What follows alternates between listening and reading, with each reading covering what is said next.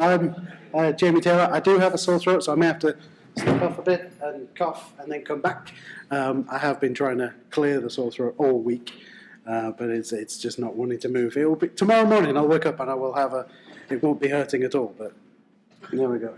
I've got all sorts of meds with me today to try and help that. So today I thought I'd talk to you a bit about Blazor, which is a new Microsoft technology. You'll see later that it isn't even vaguely new, but there you go.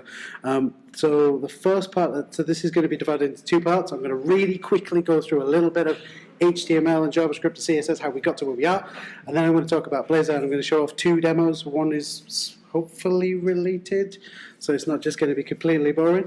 I am at .NET Core blog on Twitter, and I run the .NET Core podcast, which is the t-shirt I'm wearing. Oh yes!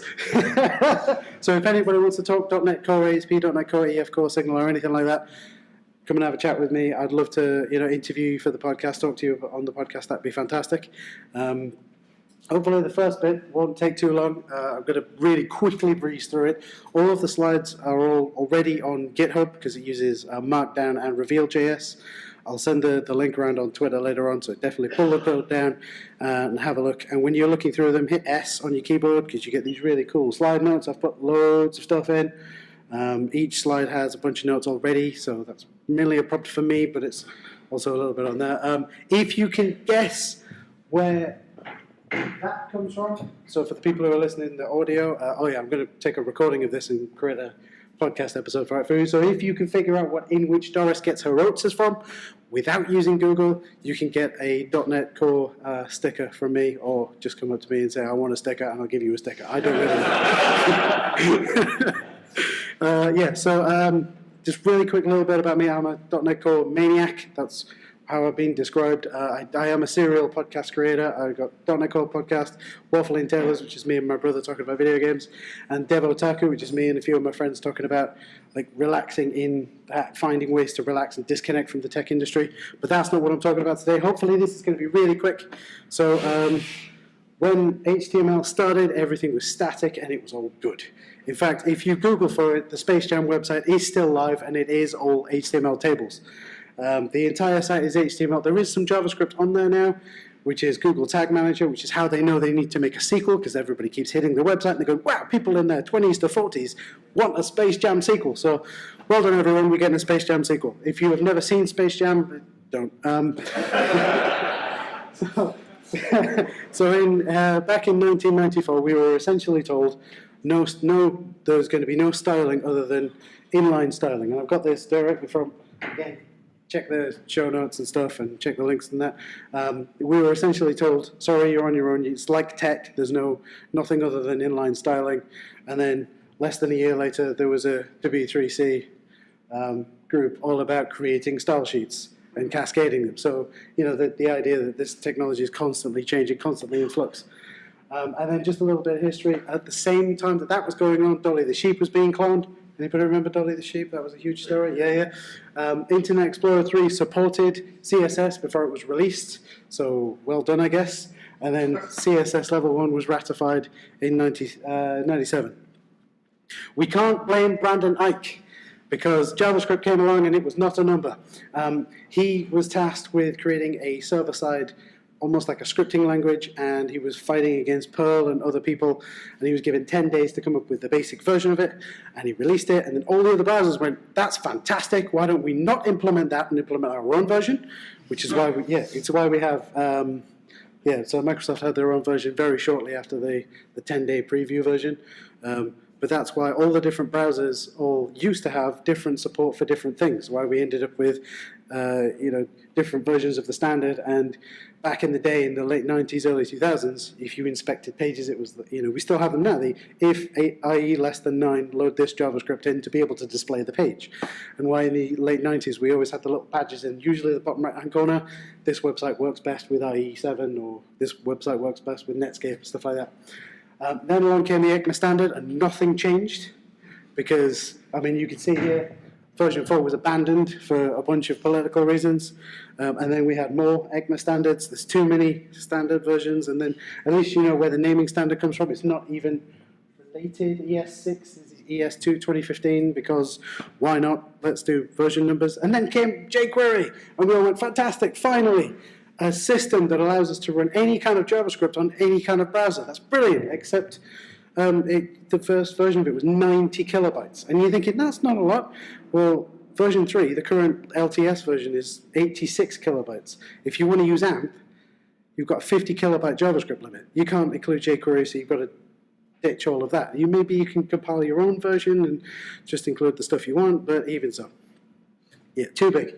And then along came the UI frameworks. All of them required jQuery to work. So we're like, we've got this huge dependency now. We've got this monkey patching system. What's going on? I can't deal with this. There's too many things. And then Node.js on a satellite, because that makes sense.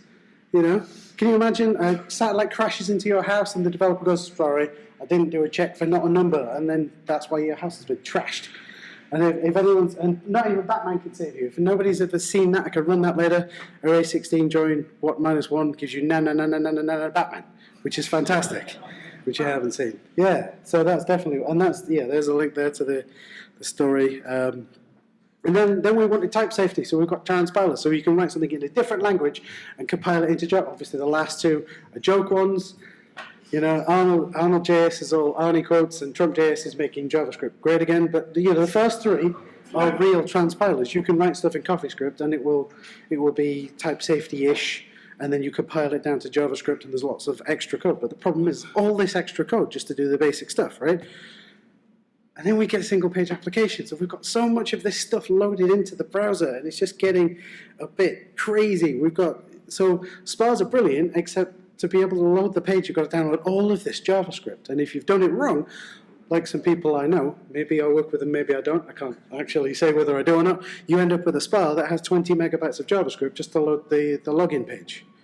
And then if you can't log in, you've wasted all of that time loading the stuff, right? And that's all minified and uglified as well, so that's no good. And then in 2010, Chris Donald goes, why can't we just have .NET in the browser?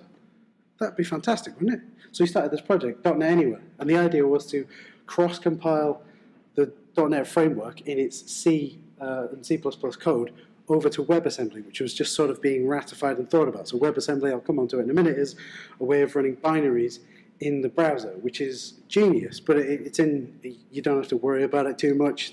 Obviously there's going to be security holes, because there always are, but the idea is that it's a walled garden sort of JavaScript-y runtime, but then JavaScript has a bunch of stuff where you can go, I'll get the GPS location, I'll take payments, you know, so, but anyway, yeah, so the problem with this was that you have to download the entirety of .NET Framework to be able to run your app in the browser. So that took a while. So then along came Steve Sanderson, who went, hey, I've done this thing called Knockout.js, and it's fantastic. And I've heard about this thing called .NET Anywhere. There might be something in it. Maybe I can take the knowledge I know about making a JavaScript framework and make this a little better. Plus, I kind of work for Microsoft anyway, so maybe I can do something there. So and obviously that's not a direct quote. Hang on, there might be something in it. But yeah, so there wasn't a .NET-owned, there wasn't a Microsoft-owned .NET implementation. Meanwhile, Xamarin got bought by Microsoft. Along with Xamarin came Mono. There's a huge history of like how Microsoft bought Mono and the deal that they got, and it's a bit crazy really, but essentially .NET Framework has always been a thin wrapper around the Windows 32 programming API. Mono didn't have that because it was explicitly designed to run on Unix systems. So Mono has everything that you need, from the high-level stuff that we write as .NET developers all the way down to the low-level C code and assembly to actually make those things happen. So they went, well, that's brilliant. Why don't we cross-compile that into WebAssembly? We've got a tiny .NET environment that's already doesn't need the Windows 32 APIs. No one came to WebAssembly. So my mate Paul Seal, who's giving a talk out there, we were both at Hack 24 on the same weekend that WebAssembly was officially announced. We were busy losing at Hack 24. I'm not bitter about it at all.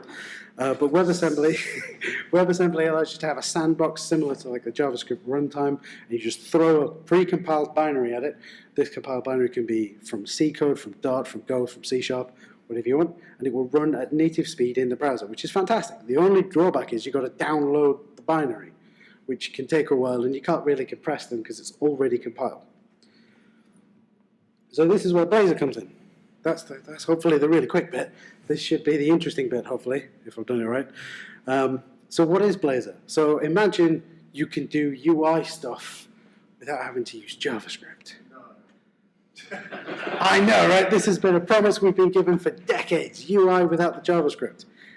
But that's entirely what it is, right? So imagine you could do that. Imagine that you've got .NET in your browser. Imagine being able to do stuff on the server and the data being sent across to the client. So the client doesn't actually have to do anything. You can just, here's the view. Just show this view. It's not a problem.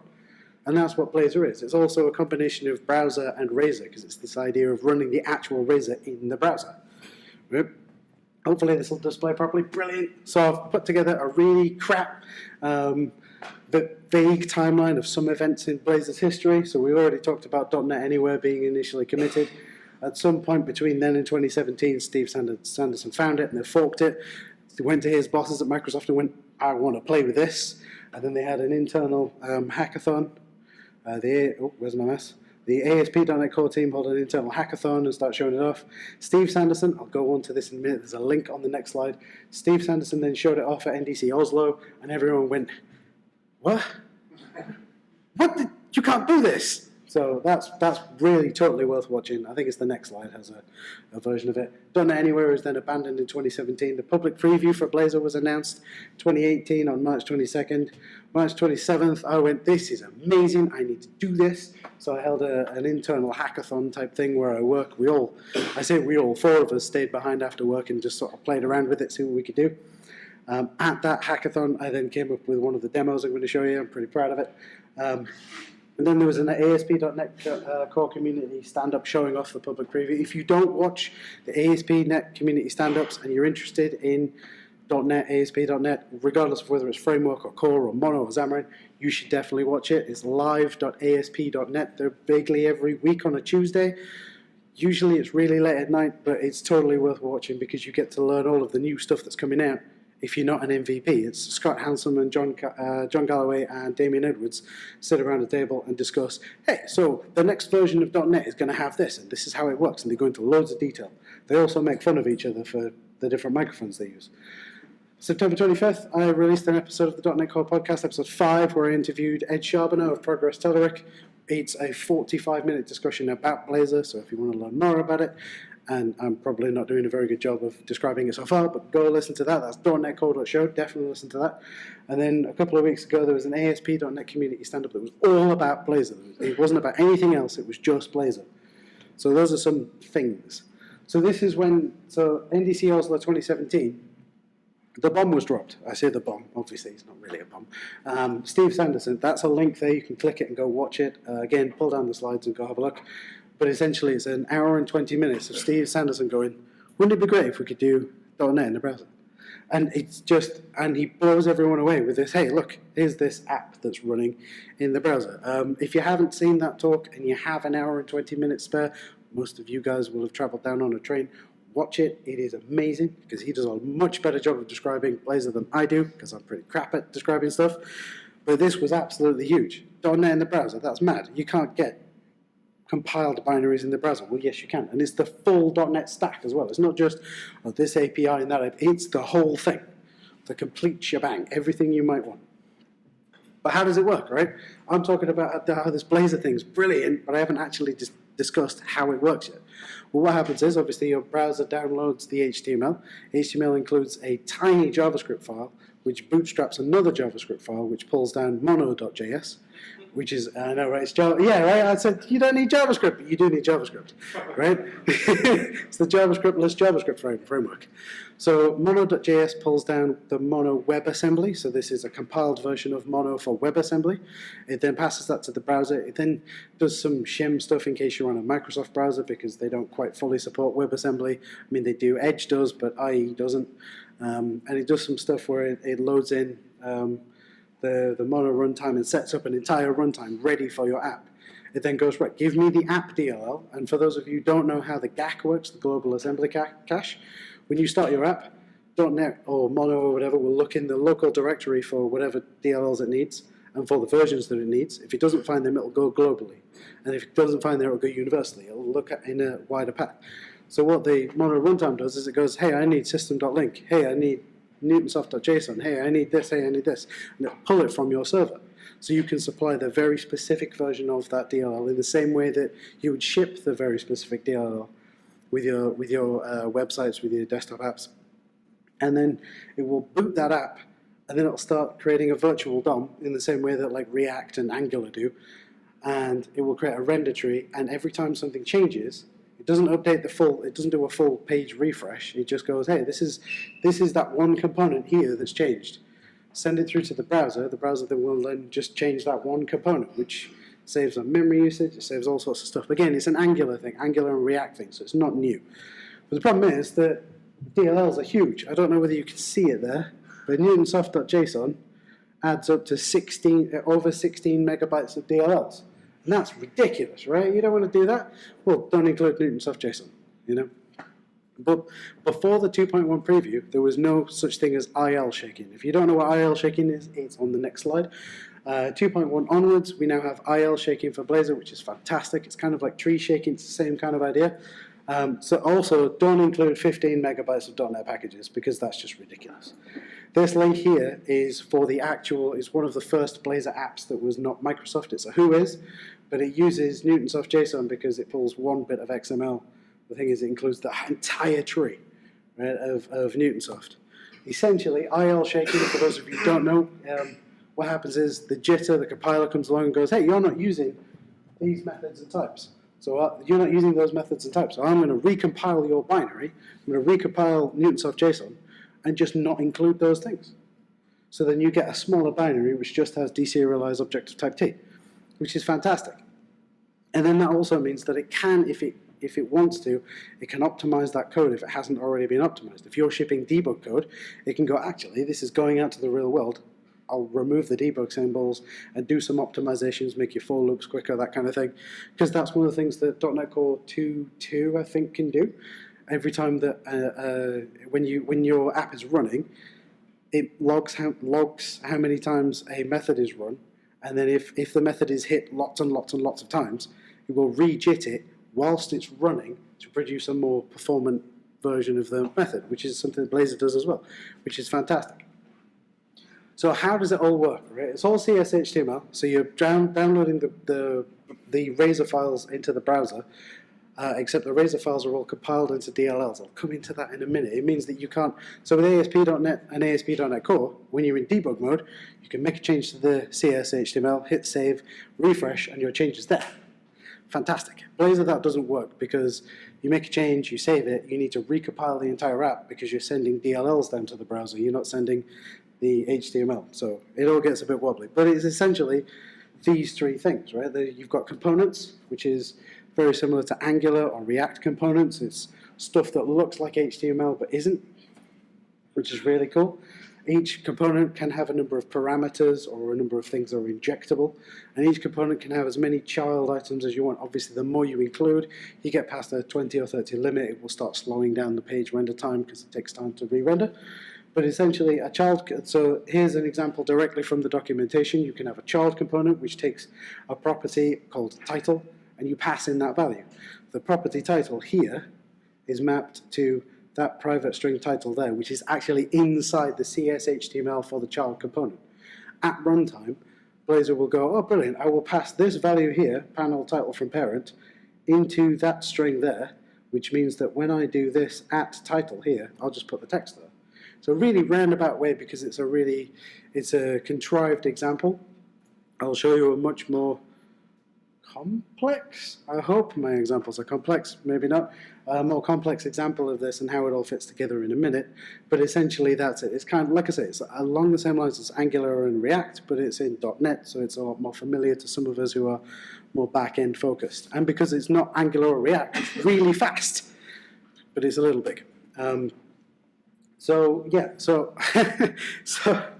I need to show you some text in a minute, but essentially, during that one of the ASP.NET community stand-ups, they take live questions from the audience. So if you're watching on YouTube, I watch it on my phone, but if you're watching on your computer, your tablet, whatever, and you're watching along live, you can actually post a question into the chat, and someone on the video feed, will read out the question and answer it for you. I think we're under attack. But yeah, so at about 22 minutes 47 seconds into one of the ASP.NET community stand-ups, I asked a question, and that is, hey, these components look a little bit like Razor pages. Are they the same? And I'll just get the file. Oh goodness, I'm going to have to give away some of the secret sauce here. That one. So I basically copied down the answer. Is it going to drag the window across? I hope it is. Nope. Okay, fair enough. But essentially, I asked, are they the same? And they're not. So the way that it works is that in Razor pages, it's just CS/HTML. Gets a little bit of pre-rendering done to it to create HTML and sends it down. But with Blazor components, it gets converted into a class and then packaged into a DLL and sent down to your browser. So that means that obviously it's no longer markup in the same sense. So the Blazor runtime gets all of these DLLs, and you say, hey, give me this page.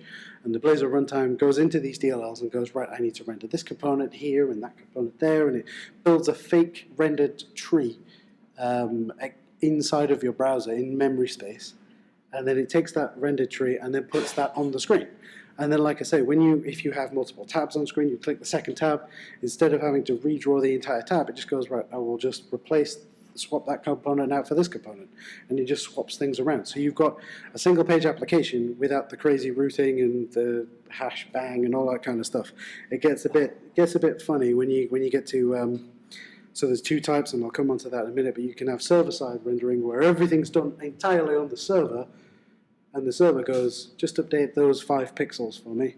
Just update that chunk for me, just update that. And the browser just sits there as a completely dumb terminal and goes, okay, it just shows you a pie chart or shows you an image.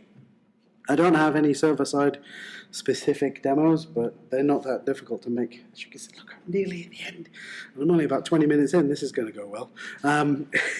So rendering, it creates a virtual DOM or a render tree, and then inserts all of those components into that, generates the HTML from those components, and then displays it on screen.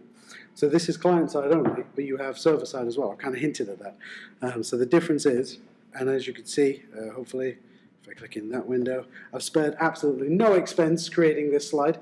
So there's the two versions. So on the left-hand side of this image, I'll use the mouse pointer, I won't walk over there. So this is client-side rendering. You've got the server, which is a wonderful image. And you've got, say, Chrome. Client-side rendering is everything is shifted to the client, and the Blazor runtime fires, and all of the things get loaded, and everything happens in the browser. Whereas server-side rendering, what happens is, your client says to the server, can I have the page? The server goes, here's a tiny bit of HTML, a tiny bit of JavaScript, tiny bit of JS and CS. The JavaScript sets up a signaler connection back to the server. All of the Blazor stuff is done server-side, and you've got this real-time bidirectional communication between the browser and the server, such that you could have maybe an analytics dashboard that it lives entirely on the server, and as these messages come through and you need to update your charts, a bit like I'm going to say the Azure dashboard, but the Azure dashboard doesn't use Blazor, but imagine the Azure dashboard with all your pie charts and your bar graphs and all that kind of thing showing how your apps are living. Imagine you had that, but all the data was being piped in real time down to the browser, up to the second, up to the half second. Because all that needs to happen is the server goes, oh brilliant, I could run this at full time, change these charts, and just send down the pixels that need to change. And that's all that happens. Right? So what I'm going to show you is, like I say, I only have client-side demos because I haven't had a chance to build a server-side demo for this. I'm going to show you PokeBlazor, which is an app that I built back in March earlier this year that uses the Pokemon API. And hopefully this link will work. Is it going to work? Yes, it is. I've just lost where I was in those slides, but that's fine. So we've got Pokemon. This is just literally a semantic UI with Blazor sitting behind it. All I do is I type in a number here, so I'm going to say 104. I click search, and I get my favorite Pokemon back. I get it back.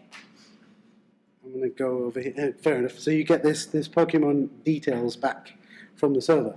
But you're thinking, well, that's fine. I just push a button and it does a HTML request, right? Yeah, but you can do things like this. On hover, swap the image. So I don't know whether you saw, but when I hover over, it gives me a slightly different image for that Pokemon and that Pokemon. But because all of the JavaScript events that you could possibly think of been mapped into Blazor. So if you need a on-page refresh, on mouse over, on key press, on mouse click, all of these things can be done in Blazor as well. So you don't even need JavaScript to do all of that. I needed JavaScript to build the semantic UI view because semantic UI requires JavaScript. But I don't need JavaScript to actually get the page running, which is mad. And what I'll do is if I go inspect, and hopefully it'll show up on that screen. No, it won't. Okay. So if I go network, pull this in, disable cache, refresh, you'll see all of the things that need to be loaded, if I go to all, obviously, to get this page to work. Now, obviously, it's two and a bit megabytes of stuff. But you can see here, I've got a DLL, I've got that DLL, I've got all this. Yeah, I've got some, I do have JavaScript, I've got some fonts, but look. I've pulled down the DLL, and now this, you can't read the contents of the DLL, A, because it's binary, and B, because my server-side code is compressing it before it sends it over. But if it weren't compressed, you could see the binary data for that DLL, and it is and it is the actual DLL that's being loaded. And if I get rid of this, I think I have a Newtonsoft in here somewhere. I can't remember where it is. I can't even see it properly, but yeah. But I'm sure it's in there. Do shout up if you see it. No, okay. So apparently I'm not including it, but I'll probably do in my other demo. But essentially, you can see here that it's pulling down all those DLLs, and they are the DLLs. That's the DLLs that we write for the server-side stuff. So you can write a little console app to test all of your DLLs, and then push them out to the browser, and it will just work, which is fantastic. And I'm going to go back here. I'm going to lose where I was. Yep, there we go. So if I click down here on this progress bar, where are we? Yes. Okay. So yeah. So it's built in Blazor. That's Blazor 3.0.3. We're almost, well, I think we're at Blazor 5, Blazor 6. So we're getting there. So Blazor is really good at single-page applications. If you need to just throw up a thing and have somebody interact with it and get the data back, it's really good for that. Not so good for multi-page applications because it gets a bit wobbly and you have to map everything. But it's really good. If you already have an API, it's fantastic for adding a front end to that, which might give you some clues as to what the next demo is, or the previous demo as well. It's really good for agile stuff. So if you need to build something really rapidly, Blazor is fantastic. Rather than having to pull down 5 million NPM packages and then deal with, well, this one's not been updated, that one's not been updated, I now have a vulnerability over here. Blazor doesn't have that because it's .NET. There are vulnerabilities in .NET, but they get fixed very quickly. I am actually attempting to build an entire blogging engine out of it using Markdown. So one of my blogs is entirely in Markdown. I'm just trying to build a separate front end for that to see how fast it is compared. So I've got a blog that's one that's WordPress and one that's Ghost. Ghost. So that's a JS front end.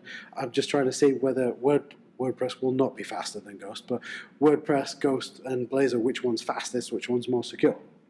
Am I mad? Yes, because I'm standing. No, I'm not. It's not because I'm standing here. There's also Blazor. Now, this isn't one that I've written. Oh, goodness, I've lost the tab now. Let's do that instead. So there's Blazor, which is Blazor Tetris. This one was announced a couple of weeks back. I couldn't get this to work on my browser when I was trying this the other day, but essentially, yeah, it's not working. It's probably because I'm on a Mac. But yeah, you've essentially got you've got Tetris being played in the browser. That's all C# code that's running there. That's pretty cool. But I'm going to jump back here. I'm just going to jump into here. Yes, so you could do whatever you can even do video games, whatever you want to. So there are a few pitfalls with Blazor, and I've mentioned a few already. These are things like if you change the view, you need to recompile the entire app because it gets compiled into your DLLs. Your .NET code is running inside of WebAssembly, which is running inside of JavaScript. So when it throws an exception, you've got 15 layers before it hits you. So you get these wonderful stack traces that have 5 million lines in them that are all minified. And then you finally get to, oh, right, I got a null ref, but I've got 25,000 lines of exceptions. And then it gets to me, which is it's a bit mad. It doesn't have any... It has experimental client-side debugging, so there are lines that you can add into your code that will allow you to debug the C# code that's running in your browser, which is a bit mad. I never thought I'd be able to say that, but you could put a breakpoint in Chrome, in Edge, in whatever, and when it hits that breakpoint, you'll actually be able to see the contents of the C# variables. It's mad. But yeah, and when these exceptions are thrown, your app continues running. It's not like C# where an exception happens and the whole thing stops. Your app keeps running because, well, I've already thrown that exception and I'm still sort of operating, which is a bit weird. So the other demo that I've got, if it's going to work, I just need to throw this up. That one? Nope, that one. Too many windows. So if I go, oh goodness, I should have really done this earlier. So I know I'm not sharing it. I just need to cd Blazor. So I kind of gave away the name of it then. So I'm going to come out of full screen for this and bring this over. So I have a thing that I've called Blazor. I'm going to close these. I love Visual Studio Code because it allows me to not have to run Visual Studio because I'm on a Mac. But essentially, this is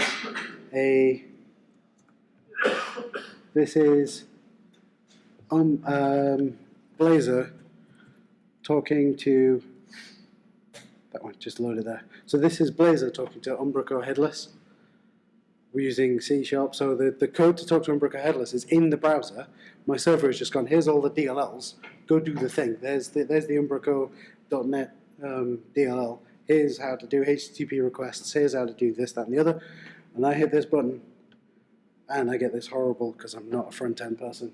All of these are being loaded from my Umbraco Headless, which I can drag in from over here. I'm not logged in, so I'll have to probably log in. If I do a refresh here, I'll have to log into it. And as you can see, I really don't mind you all knowing my email, because it's except I need to spell it correctly. Yeah. Just do this. And then I'll probably have to sign into everything. Yep, oh goodness. Never do a live demo, right? Never ever do a live demo.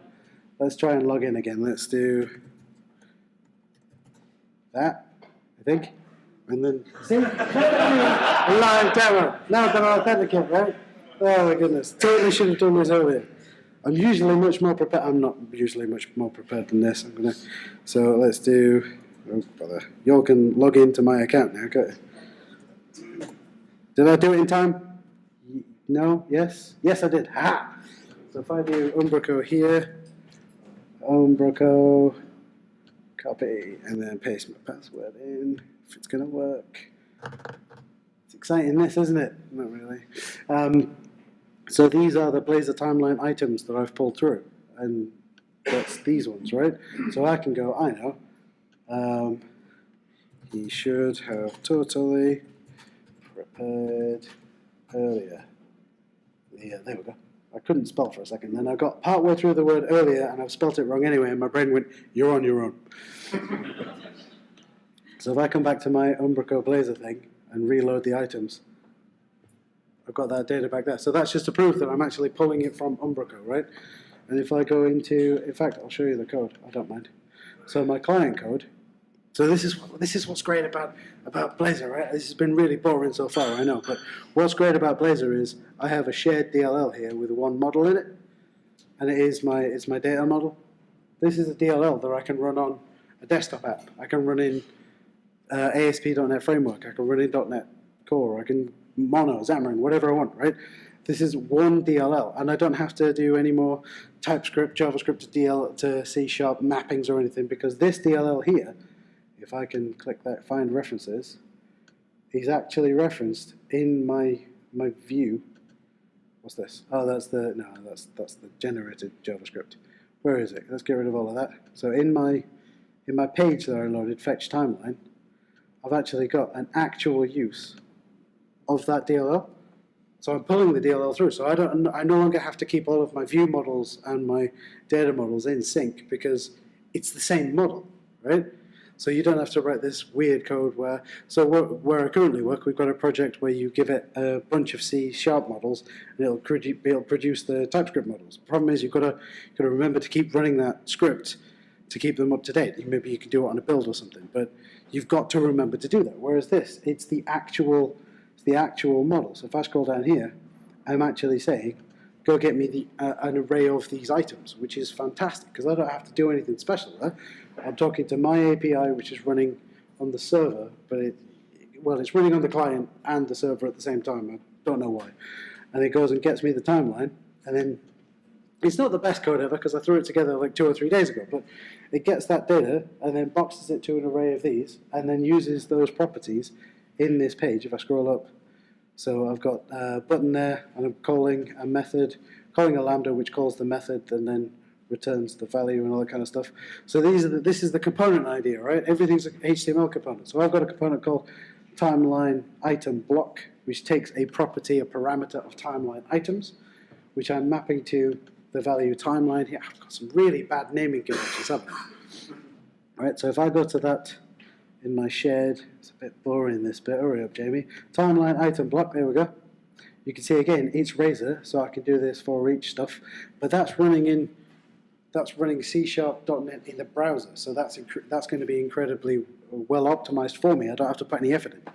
And because I'm passing this in as a parameter, it came in from that parent component that we called. It's then mapped to this timeline items, which means then I can for each timeline item. And then if I want to, I can go one step further. Rather than putting the code in here, rather than putting the markdown in here, I can call another component, timeline item, and pass in my item there. So if I go back down to the next level, I've actually got the display here. So I'm doing some really horrendous stuff with the date times, but I can do, I'll zoom in a little further. There we go.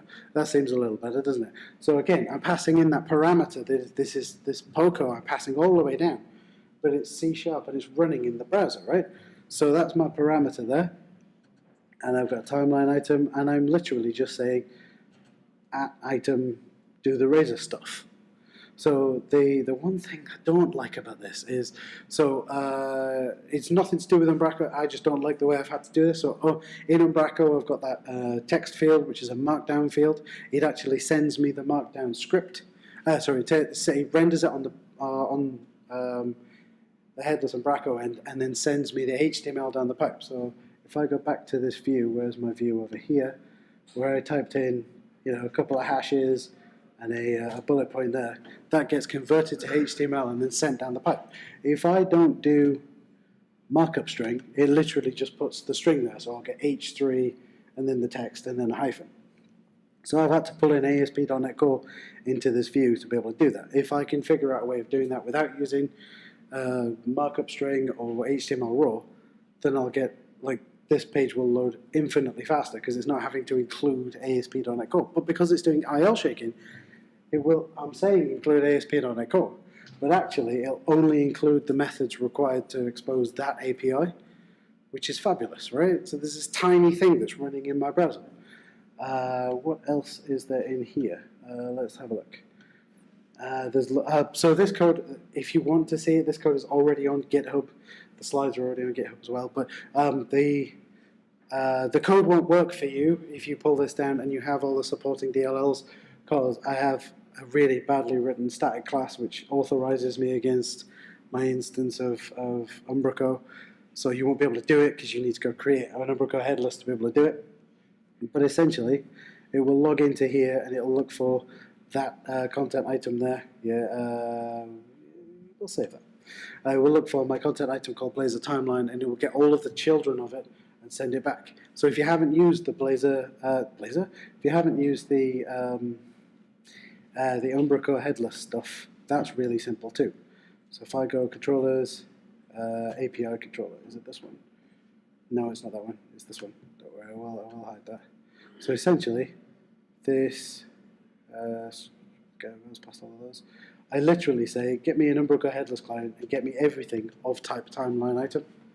So it's the same view model that I'm passing up to Umbraco. So even Umbraco, I'm just saying, hey, get me this thing, and it's that same. If I right click and go to definition, it's going to fail because it's VS Code. No, okay, so it's the same thing, right? This is that in the shared model. So I've got a model I'm passing to Umbraco, a model I'm consuming on the server, and a model I'm using in the client, and they're all exactly the same.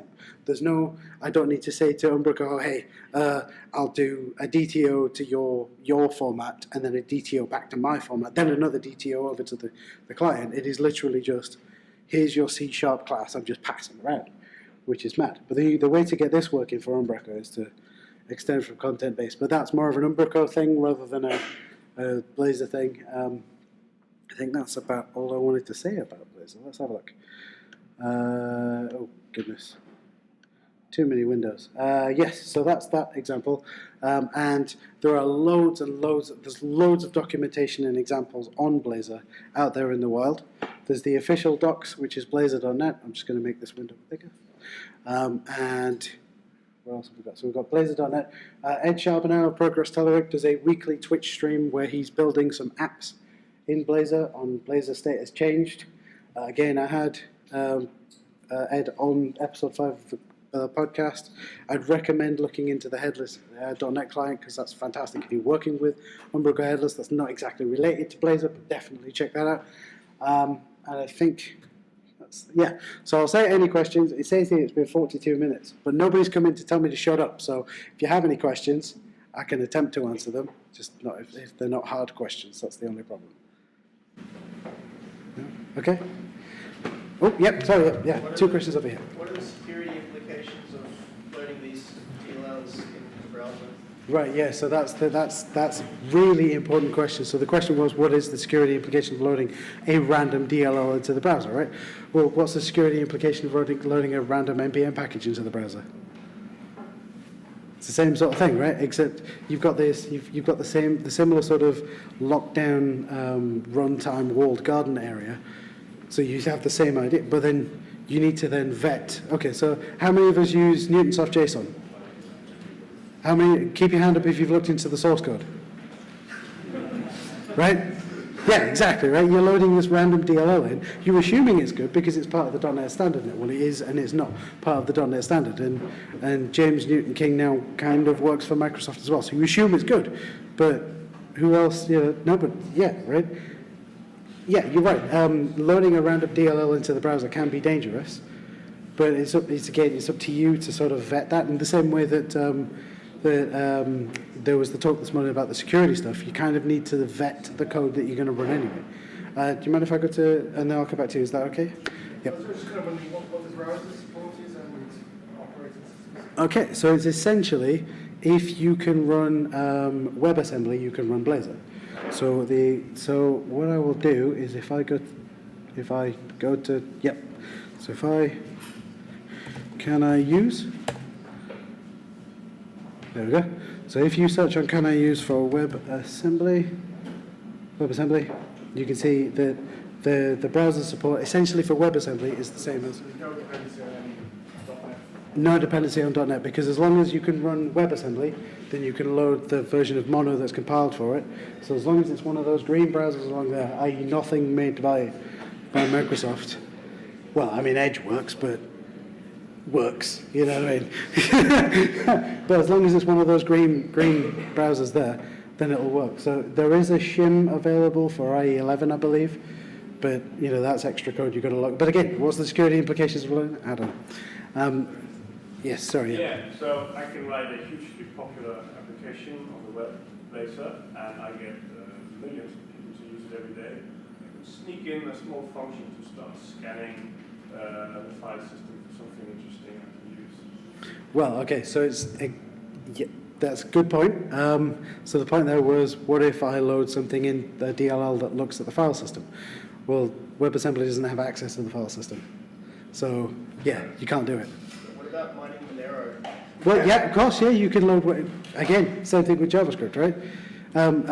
So the UK government was actually hit by this earlier this year. It's nothing to do with Blazor, but earlier this year, certain pages for the UK government were loading in a text-to-speech JavaScript for people who have accessibility issues, but they were loading it from external sources. They weren't loading their own, they didn't pull down the package and serve it themselves, they were loading from a CDN. And some bright spark went, if I put a Bitcoin miner on the CDN inside the JavaScript, all of the, it was like for 2 or 3 hours on a Sunday morning, every single UK government website was hit by this. Every single person who went to a UK government website loaded a Bitcoin miner into their browser, and then it took down their computers because it's running at full speed in JavaScript on the browser. And most people are using, you know, cheap using cheap laptops, and it just shuts down their machine. So yeah, it's entirely possible to load a .NET specific Bitcoin miner, but then you would need access to the server and then access to the code because it's already compiled. Yeah, so you'd have to make a change to the actual code that's going to run on the client and then recompile it and then push it up. So it's possible to do it, but if somebody can do that, you've got bigger problems than they've recompiled your app and pushed it up to the server. So yeah, unless of course you're using NuGet packages, in which case, yeah, that's totally possible. You could recompile the NuGet package, it gets pulled in, gets compiled, sent out to the browser. But yes, I think that's all I've really got to say about Blazor. But if you do have any questions, because it's around about lunchtime now, so you'll all be getting hungry. Sorry? Oh goodness, one more talk before lunch. Wow, okay. What I'm going to do... I'm going to go collapse into a corner, I think, what I'm going to do. But yeah, if you do have any other questions, I could totally answer them. If you want to talk .NET Core, I could talk .NET Core. If you want to be on the podcast, let me know as well. If you want a sticker, let me know. If you figured out what part 1 in which Doris gets her oats is, come and let me know, and I'll give you a sticker, or just let me know, and you don't have to have a sticker. Thank you all so much.